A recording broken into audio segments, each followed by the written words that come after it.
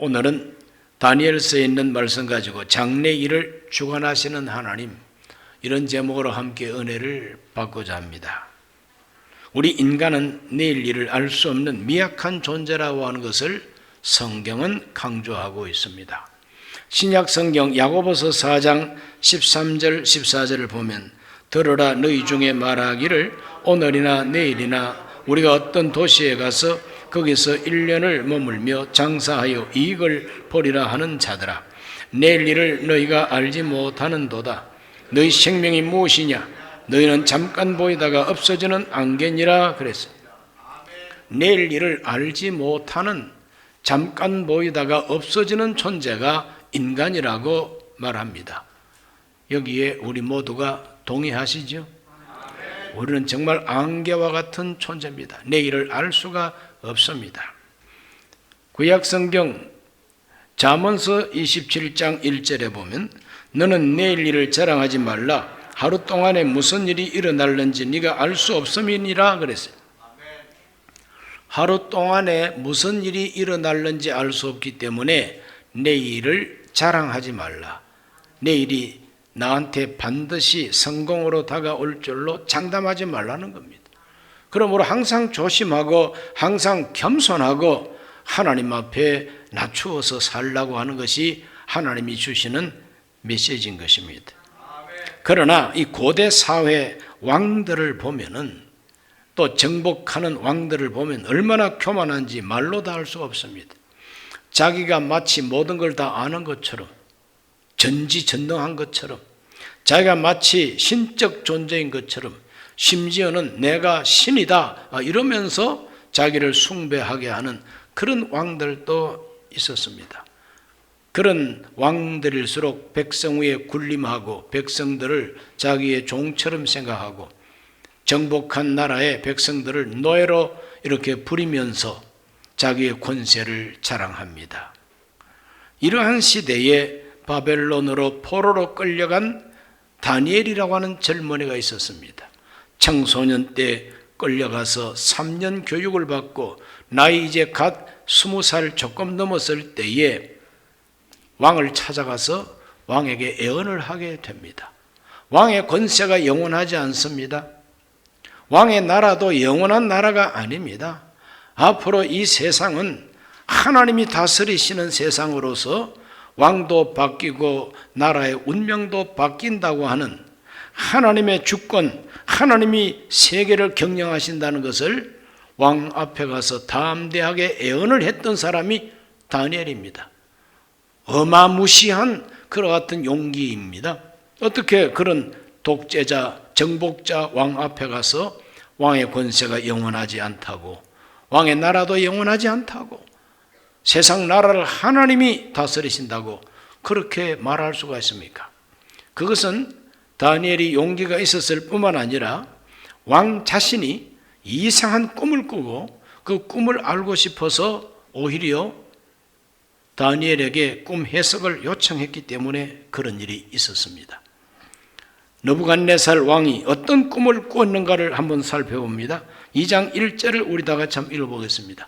느부갓네살이 다스린 지 2년이 되는 해에 느부갓네살이 꿈을 꾸고 그로 말미암아 마음이 번민하여 잠을 이루지 못한지라.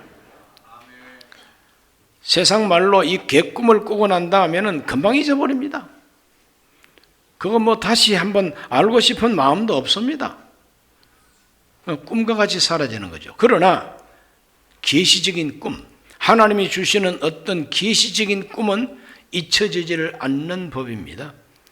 바로 이 느부갓네살 왕이 꿈을 꿨는데 그 꿈이 어떠한 의미가 있는가를 알고 싶어서 번민스러워서 잠을 이루지 못합니다. 잠을 이룰 수가 없습니다. 궁금해가지고. 그래서 박사들을 다 불러 모읍니다. 점쟁이들, 마술사들 다 불러 모읍니다. 모아놓고 너희들이 그동안에 잘 먹고 잘 살았지? 내가 꿈을 꾸었다. 그 꿈을 알아맞추고 해석하라고 강요합니다.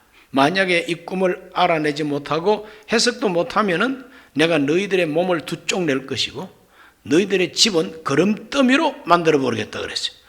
무시무시한 협박이죠. 그럴 때 박사들 가운데 한 사람이 왕 앞에 감히 이렇게 말합니다. 2장 11절을 읽어봅니다. 왕께서 물으신 것은 어려운 일이라.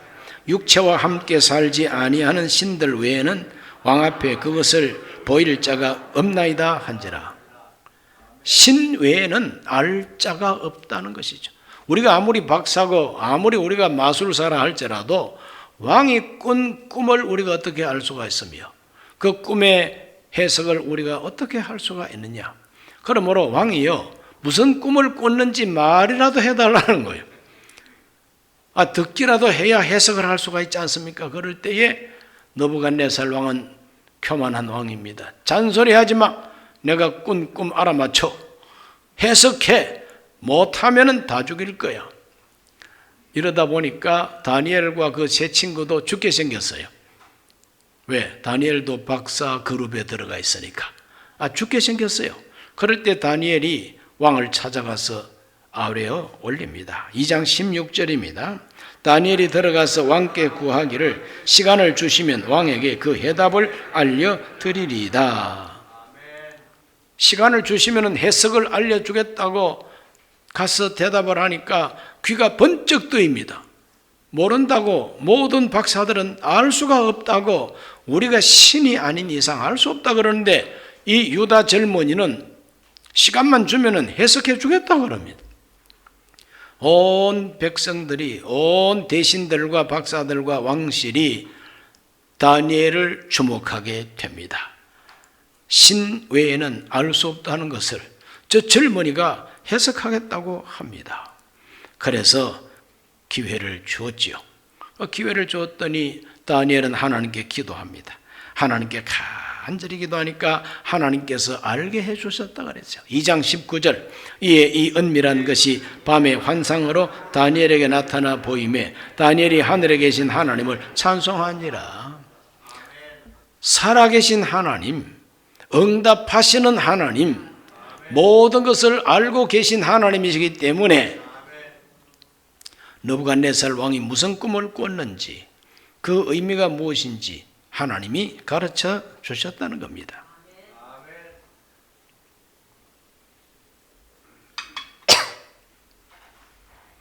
그래서 다니엘은 하나님께 계시를 받고 왕을 찾아가서 담대히 말합니다. 2장 28절을 다 같이 읽습니다.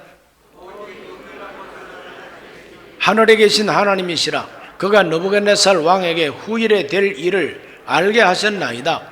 왕의 꿈, 곧 왕이 침상에서 머릿속으로 받은 환상은 이러하나이다. 하나님께서 미래에, 장래에 어떤 일이 일어날 것인가를 하나님께서 왕에게 알게 해 주셨다. 그러므로 왕이 꾼 꿈의 내용은 미래에 일어날 일, 장래에 일어날 일을 하나님이 알게 해 주셨다는 거죠. 자, 그런 소리를 들으니까 왕이 기분이 좀 좋아집니다. 아니, 제가 믿는 하나님이 나한테 미래를 가르쳐 줬다네? 무슨 미래냐? 그럴 때에 담대하게 왕이 꾼 꿈을 사실대로 이야기합니다. 꼭 자기가 꿈을 꾼 것처럼. 다니엘이 자기가 꿈을 꾼 것처럼 꿈 얘기를 다 해줍니다. 왕이 꿈에 본 것은 커다란 신상을 보았습니다. 그 커다란 신상은 바로 우상이요. 큰 우상을 봤다. 돌부처처럼. 그 머리는 금이요. 어깨와 가슴팍까지는 그것이 은으로 되어 있고, 배하고 넓적다리까지는 노스로 되어 있고, 종아리하고 발가락까지는 철과 진흙으로 섞여 있다 하는 것을 왕이 보았나이다. 그런데 사람이 손으로 건드리지 아니한 큰 돌이 하늘에서 내려와 가지고 이 우상의 발을 내리치니까 머리부터 발끝까지 다 부서져 버리고 티끌처럼 다 흩어져 버리고 온 세상은 그 우상을 깨뜨린 돌로 가득 차게 되는 꿈을 왕이 꾸셨다는 거죠. 그래서 이 느부갓네살 왕이 꾼 그 꿈의 핵심은 우상을 깨뜨리는 돌에 대한 것입니다. 우상을 깨뜨리는 돌에 대한 것이 바로 느부갓네살 왕 꿈의 핵심이었던 것입니다. 그건 바로 무엇이냐? 2장 34절과 35절을 다 같이 읽습니다. 또 왕이 보신즉 손대지 아니한 돌이 나와서 신상의 쇠와 진흙에 발을 쳐서 부서뜨리매 그때 쇠와 진흙과 놋과 은과 금이 다 부서져 여름 타작 마당에 겨같이 되어 바람에 불려 간 곳이 없었고 우상을 친 돌은 태산을 이루어 온 세계에 가득하였나이다. 이것이 핵심이에요. 왕의 꿈, 그 꿈의 핵심은 바로 돌이 왕이 본 그 우상을 깨뜨려서 여름 타작 마당에 티끌처럼 바람에 날려가서 어디로 간지도 모르게 날려가 버렸대. 그러나 이 세상은 그 돌로 가득 차 있는 모습을 왕이 보셨나이다. 느부갓네살 왕은 탐복을 합니다. 야, 이 사람 봐라. 내가 꾼 꿈을 꼭 자기가 꾼 것처럼 말하네. 하나도 틀린 게 없어요. 이것은 무엇을 의미하고 있습니까? 온 세상 나라 권세와 영광, 왕의 권세라 할지라도 결국은 하나님의 심판을 받게 된다고 하는 무서운 해석인 것입니다. 하나님이 주관자이시지 왕이 주관자가 아니라는 거예요. 왕의 우상은 여지없이 깨어져서 타작마당의 뒷걸처럼 흔적도 없이 날아가 버릴 것이라는 거예요. 하나님의 심판을 이렇게 말하고 있는 겁니다. 이거 쉽게 말할 수 없는 해석입니다. 서슬퍼런 왕 앞에 어떻게 이런 해석을 내놓을 수가 있습니까? 그러나 이것이 다니엘의 창작품이 아니고 하나님이 가르쳐 주신 것이기 때문에 목숨 걸고 왕 앞에 해석을 알려준 것입니다.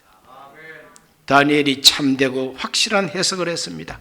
그래서 다니엘이 해석한 그 왕의 꿈에 대한 확실하고 참된 해석을 한번 살펴봅니다. 정말 그 무서운 정복자 왕 앞에 정말 왕의 패권도 오래가지 못하고 다 무너질 것이고 결국은 이 세상 패권 국가들은 하나님이 돌로 심판한다고 하는 이 예언, 하나님 보시기에 세상 권력은 우상 정도밖에 안 된다는 거예요. 하나님이 보실 때에 왕의 권세라고 하는 것은 티끌 같은 존재라는 겁니다. 머리는 금인데 그 머리는 바벨론과 느부갓네살 왕 당신을 두고 하는 말이라고 해석을 합니다. 왕이 물러간 다음 가슴과 팔 시대는 페르시아 왕국이라고 해석을 하지요. 배와 넓적다리는 헬라 제국, 알렉산더 대왕이 세웠던 헬라 제국을 의미하고 헬라 제국이 망한 다음에는 종아리와 발 시대가 오는데 이것은 바로 로마 제국이다. 로마 제국은 철과 같이 강하고 그 로마 제국 끄트머리에 발가락이 10개 있는 이 발가락 시대는 열왕 시대. 열왕이라는 것은 숫자로 10개가 아니라 많은 왕들이 다스리는 시대가 온다는 겁니다. 그게 바로 오늘 이 시대입니다. 세상에 많은 나라들이 독립해가지고 주권을 가지고 다스리고 있습니다. 이 시대에 하늘에서 큰 돌이 내려와서 부셔뜨려 버린다. 이것은 바로 하나님의 심판이라고 해석을 분명하게 해주고 있습니다. 자, 2장 44절에서 45절을 다 같이 한번 읽어봅니다.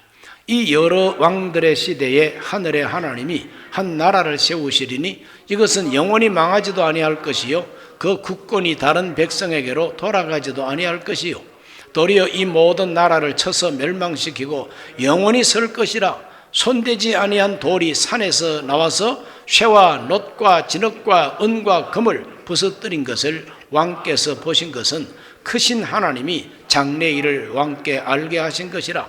이 꿈은 참되고 이 해석은 확실하니이다.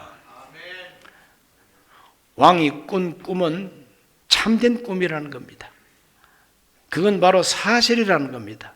거짓 없는 사실이라는 겁니다. 그 거짓 없는 사실, 참된 꿈에 대한 하나님의 해석도 확실한 것이라. 반드시 그렇게 된다는 거예요. 무서운 예언이 아닐 수가 없습니다. 하나님께서는 반드시 그렇게 앞으로 이 세계 강대국들이 영원하지 아니하고 시한부로서 다 변천이 된다고 하는 것을 예언하고 있는 겁니다. 이러한 장래 일을 하나님이 왕에게 알려주시는 것이라는 거죠. 그 예언을 들었을 때에 이 느부갓네살 왕 마음이 어떠했겠습니까? 가슴이 서늘하지 않았겠습니까? 그러면은 미련한 왕이었다면은 다니엘을 죽였겠지요. 아니 감히 어디라고 함부로 입을 놀려서 뭐 미래가 어떻고 장래일이 어떻고 내 권세가 영원하지 못하고 죽어봐 하고 아마 다니엘을 죽였을 겁니다. 그러나 이 느부갓네살 왕은 근동 일대를 정복한 왕으로서 머리가 트여 있는 왕입니다. 그래서 이 다니엘의 예언을 그대로 받아들이게 되는 것이죠.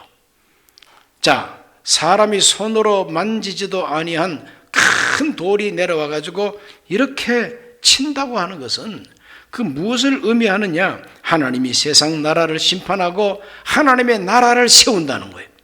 하나님의 나라를 세운다. 장차 하나님의 나라가 온다는 거예요. 세상 나라는 다 망해버려도 하나님이 세우는 왕국은 영원하다는 거예요. 그러니 바벨론 왕 앞에 가서 당신이 세운 나라는 망하지만 장차 하나님이 세우는 나라는 영원하다는 거예요. 무서운 예언입니다. 이것이 오늘 저와 여러분이 살고 있는 이 시대와 어떤 관계가 있겠습니까? 느부갓네살 왕이 꿈에 본 마지막 시대, 열 발가락 시대, 이것이 바로 오늘 이 시대인 것입니다.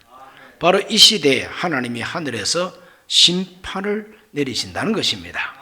그러므로 온 세상은 심판하고 다 부서져 버리고 새 하늘과 새 땅이 우리에게 펼쳐질 것을 보았던 것입니다.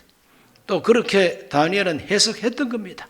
또 그것을 우리 예수님께서 이렇게 된다고 또 예언을 해 주셨으니 다 요한계시록 21장 26절과 27절에 사람들이 만국의 영광과 존귀를 가지고 그리로 들어가겠고 무엇이든지 속된 것이나 가정한 일 또는 거짓말하는 자는 결코 그리로 들어가지 못하되 오직 어린 양의 생명책에 기록된 자들만 들어가리라. 새 하늘, 새 땅, 새 예루살렘 성, 하나님의 도성입니다. 이것이 하나님 나라예요. 이 하나님 나라에 들어가서 영원히 살 수 있는 하나님의 백성이 된다는 것입니다. 누가? 어린 양 생명책에 그 이름이 기록된 사람. 오늘 저와 여러분의 이름이 어린 양 생명책에 꼭 기록이 되어 있다고 그렇게 믿으시기를 바라고 또 그렇게 돼야 될 것을 알고 믿음 점검하시기를 바랍니다. 예배당만 왔다 갔다 한다고 해서 기록되는 건 아닙니다. 누가 생명책에 이름이 기록됩니까? 내 생명 살리기 위하여 예수님이 자기 생명 죽였다. 자기 생명을 희생하면서까지 나를 대신해서 죽으셨다고 하는 이 십자가의 복음, 피 흘리신 예수님의 그 복음을 믿고 회개하고 예수님을 꽉 붙잡으면은 예수님께서 생명책의 이름을 기록해 주십니다. 요한계시록 22장 5절 말씀, 다시 밤이 없겠고 등불과 햇빛이 쓸데없으니 이는 주 하나님이 그들에게 빛이심이라 그들이 세세토록 왕노릇하리로다 그랬어요. 저와 여러분이 장차 새하늘과 새 땅, 새 예루살렘 성에 들어가서 하나님의 나라에서 세세토록 왕노릇합니다. 모두가 다 왕노릇합니다. 왜 왕노릇한다 그랬느냐? 사람마다 자기가 다 왕노릇하고 싶은 게 사실입니다. 자기가 다 왕노릇하고 싶죠. 그러니까 하나님이 소원을 들어주셔서 너도 왕이야. 너도 왕이야. 새 하늘 새 땅에 들어온 사람은 모두가 왕이야. 여기는 높고 낮은 신분 차이가 없어. 모두가 왕이야. 다 왕처럼 살게 됩니다. 믿으시기를 바랍니다. 그것이 바로 하나님이 세우는 하나님 나라라고 하는 것입니다. 다니엘이 해석한 것처럼 하나님이 한 나라를 세우시리니 영원한 나라요, 망하지도 아니하고 국권을 빼앗길 수도 없는 나라요, 하나님께서 모든 나라를 쳐서 멸망시키고 하나님의 나라는 영원히 서게 될 것이라는 거예요. 바로 그 나라가 예수님이 말씀하신 새 하늘과 새 땅인 것입니다. 생명책에 이름이 기록되어 모두가 그 나라에 들어가게 되시기를 주의 이름으로 축원합니다. 참되고 확실한 장래일, 이것을 왕에게 알게 하시고 저 하나님이 꿈을 꾸게 해 줬다 하는 것입니다. 그 왕이 그 소리를 듣고 얼마나 가슴에 정말 참 떨림이 오고 두려움이 왔는지 말로 다 할 수가 없습니다. 오만하고 교만하고 그냥 권세 세도를 부렸던 이 통치자들, 바람에 쓸려가는 티끌과 같을 것이라고 하니 다니엘의 예언을 듣고 느부갓네살이 가만히 생각하니까 내 권세도 티끌과 같이 날아가겠구나. 내가 세운 바벨론 나라도 티끌처럼 날아가겠고 하나님이 돌로 치면은 깨어져서 산산조각이 나겠구나 알게 된 겁니다. 이러므로 하나님은 영광을 받으셨습니다. 다니엘의 예언을 통하여 하나님이 영광을 받습니다. 어떻게 영광을 받습니까? 이 포로 시대는 말이죠, 항상 조롱을 받고 멸시천대를 받습니다. 야, 너희 유대인들은, 너희 이스라엘 백성들은 뭐 야훼 하나님을 섬겼다며? 그런데 왜 포로가 되어 왔냐? 너희 하나님이 어디 계시냐? 살았냐? 죽었냐? 너희 하나님이 포로 생활하는 너희 백성들을 왜 이렇게 만들었을까? 이렇게 놀려댑니다. 그런 포로 시대에, 암담한 시대, 백성들의 마음이 캄캄한 절망의 밤을 맞이했을 때 하나님은 느부갓네살 왕이 꾼 꿈을 가지고 다니엘을 통하여 해석함으로 영광을 받으시고, 그래 내가 여기 있다, 왜? 어쩔래? 내가 이러한 하나님이다. 그래도 내 백성을 놀려 먹을 거냐? 뭐 그렇게 하나님이 영광을 받으세요. 하나님은 다니엘 앞에 그 느부갓네살 왕이 엎드리게 했어요. 그래서 절하는 왕의 모습을 우리가 발견하게 됩니다. 다니엘서 2장 46절을 읽어봅니다. 다니엘서 2장 46절, 오늘 읽은 본문이죠. 이에 느부갓네살 왕이 엎드려 다니엘에게 절하고 명하여 예물과 향품을 그에게 주게 하니라. 정복 왕이 포로가 되어 끌려온 청년 앞에 무릎을 꿇고 절을 할 수 있습니까? 절대로 있을 수 없는 일입니다.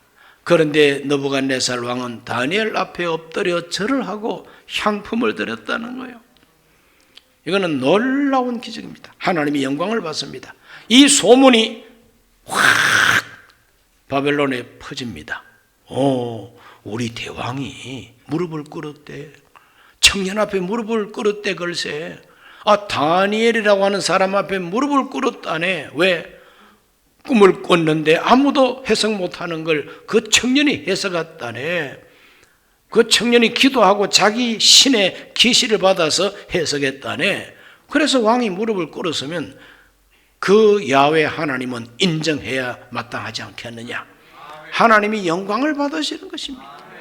사람이 영광을 못 돌리니까 하나님께서 왕이 꿈을 꾸게 해가지고 영광을 받고 계신 것이죠. 그리고 느부갓네살 왕은 고백합니다. 2장 47절, 왕이 대답하여 다니엘에게 이르되 너희 하나님은 참으로 모든 신들의 신이시요 모든 왕의 주제시로다. 내가 능히 이 은밀한 것을 나타내었으니 너의 하나님은 또 은밀한 것을 나타내시는 이시로다. 다니엘의 하나님이 참신이라는 겁니다. 신 중의 신이요 모든 왕들을 다스리는 주제임이 틀림없다는 거예요. 그러니 느부갓네살 왕은 통통 막힌 왕이 아니라 확 트인 왕이에요. 제대로 해석해 주니까 알아듣는, 말귀를 알아듣는 왕이에요. 그러니까 엎드려 절을 하고 너의 하나님이 참 하나님이라고 찬송을 하고 있는 것을 봅니다. 그리고 다니엘과 그 세 친구를 높여줍니다. 48절과 49절입니다. 왕이 이에 다니엘을 높여 귀한 선물을 많이 주며 그를 세워 바벨론 온 지방을 다스리게 하며 또 바벨론 모든 지혜자의 어른을 삼았으며 왕이 또 다니엘의 요구대로 사드락, 메삭, 아벳느고를 세워 바벨론 지방의 일을 다스리게 하였고 다니엘은 왕궁에 있었더라. 포로가 되어 온 사람들이 지도자가 됐어요. 그것도 보통 지도자가 아니에요. 최고 지도자가 됩니다. 지방을 다스리는 지방행정장관이 됩니다. 그냥. 그러니 야훼 이름이 높임을 받고 이스라엘 하나님이 정말 살아계신 하나님이라 소문이 나게 되는 거죠.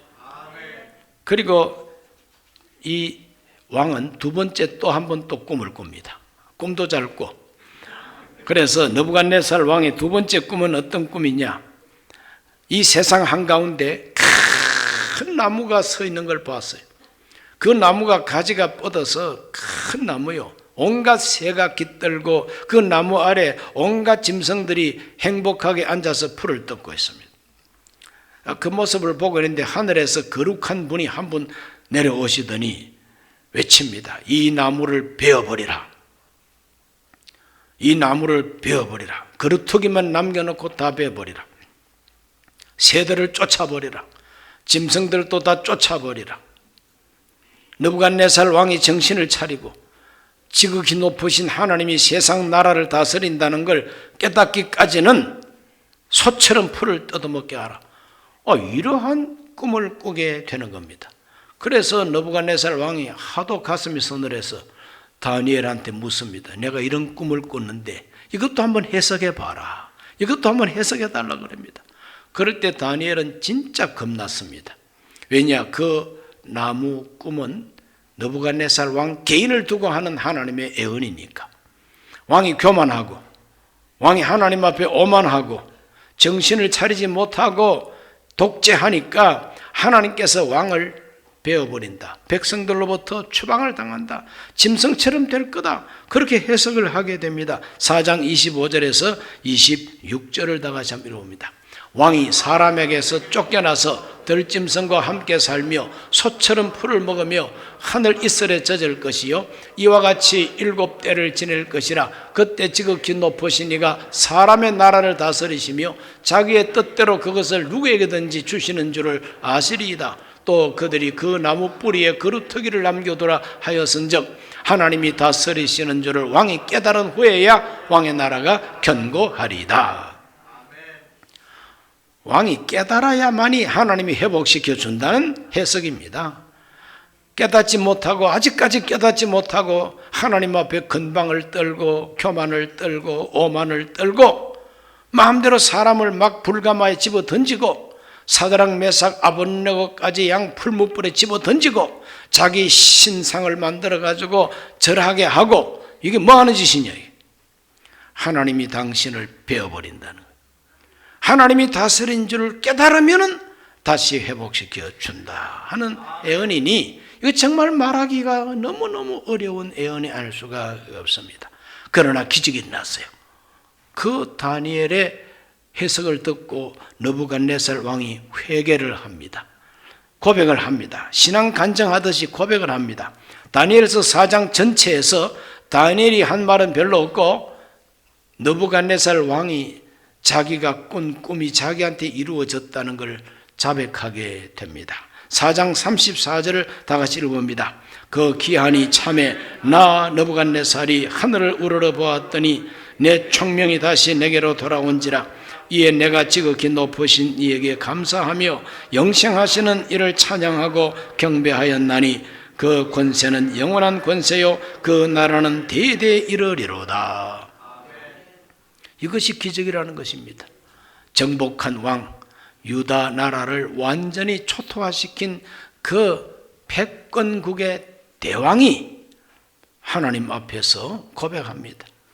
이스라엘의 하나님이 참 하나님이요 신 중의 신이요 왕 중의 왕이시요 그의 나라는 영원한 나라요 그의 권세도 영원한 권세로다. 지극히 높으신 그 하나님께 내가 감사하고 영생하시는 하나님을 찬양하고 경배한다는 겁니다. 어떻게 이런 일이 있을 수가 있느냐? 하나님이 영광을 받으시는 모습인 것입니다. 오늘 저와 여러분이 다니엘처럼 주님 뜻대로 살기로 결심하고 자기를 더럽히지 않기로 결심하고 하나님께 맡기고 기도하면 하나님께서는 이와 같은 승리를 주신다는 메시지인 것입니다. 오늘 저와 여러분이 살고 있는 이 시대는 열왕시대, 온 세상 나라들이 자기들의 나라를 독립시켜서 주권을 행사하는 열왕시대를 살고 있습니다. 그러나 영원하지 않습니다. 하나님께서 반드시 하늘에서 돌을 던져서 이 세상 권세를 깨뜨립니다. 이것이 종말이죠. 이 종말의 때를 우리가 살고 있습니다. 이 종말 시대에 우리는 악한 권세를 두려워하지 말고 오만한 권력을 두려워하지 말고 하나님 뜻대로 살기로 결심하고 하나님 주시는 말씀을 그대로 전하면 우리 하나님은 우리를 승리하게 하여 주시고 구원해 주실 줄로 믿습니다. 기도하겠습니다. 살아계신 아버지 하나님, 장래 일을 주관하시는 하나님, 섭리하시는 하나님, 세상 권세를 하나님 뜻대로 바꾸시고 세상 나라의 판도를 하나님 뜻대로 바꾸신다 했습니다. 그러므로 오만하지 말고 교만하지 말아야 될 것을 가르쳐 주셨습니다. 교만했던 느부갓네살 하나님께서 짐승처럼 만드시고 그가 깨달음으로 다시 회복시켜 주셨습니다. 오늘 우리 모든 세상 사는 동안에 이 진리를 깨닫게 하여 주시고 지금 대한민국의 권력자들이 느부갓네살 왕처럼 교만하고 오만합니다. 하나님께서 깨닫게 하여 주옵소서. 깨닫게 하여 주옵소서. 앞으로 우리가 하나님을 영화롭게 잘 섬겨나갈 수 있도록 도와주옵소서. 예수님 이름으로 기도하옵나이다. 아멘.